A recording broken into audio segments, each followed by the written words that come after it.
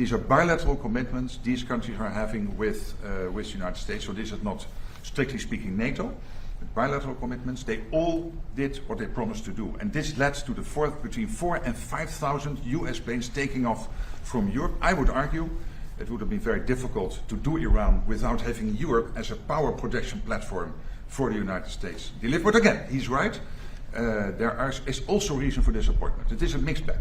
Well, the big question is, are they paying the 5%? They agreed 6 months ago when we were together to pay 5%, and for the most part, they're not paying. Well, when you look at the numbers, take for example Germany. So we agreed they get a couple of years to get there because you cannot spend it in 1 year because you have an absorption problem. But Germany, for example, Germany is doubling its defense spending between 2021 and 2029. They will spend over 150 billion by 2029, which is staggering, more than the French and the Brits combined even.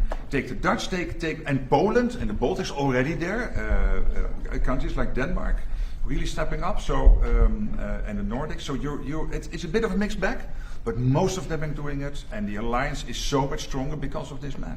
Mr.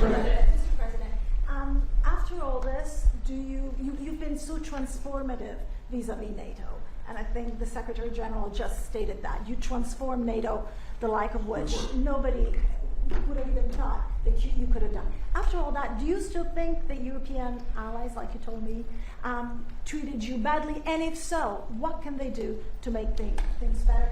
Well, let me just say, he's been a friend of mine. He's a great guy, great leader, great Secretary General. Everybody respects him.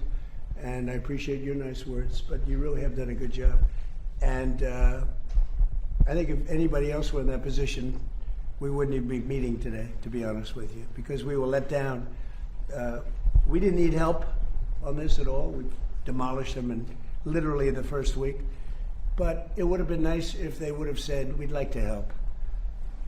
We didn't even need it, but it would have been nice if they said that. They didn't say it. But as Secretary General, and he's the boss of the whole operation, he was, I believe if I would have called him, and I didn't bother doing that because I was doing individual countries just to take the temperature and see how they were doing.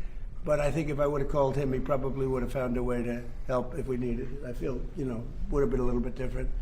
But I was disappointed. I was disappointed with Italy. I was disappointed with the UK. He's now gone. And, he had a lot of problems. But we were disappointed with the UK. We were disappointed with Germany and France. We were disappointed with most of them. Spain is a horror show. Spain is terrible even from your standpoint. I mean, they don't want to pay anything.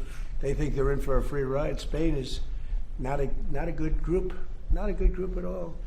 But I have great respect for this man, and so we're going to be discussing what took place, and we'll see what happens.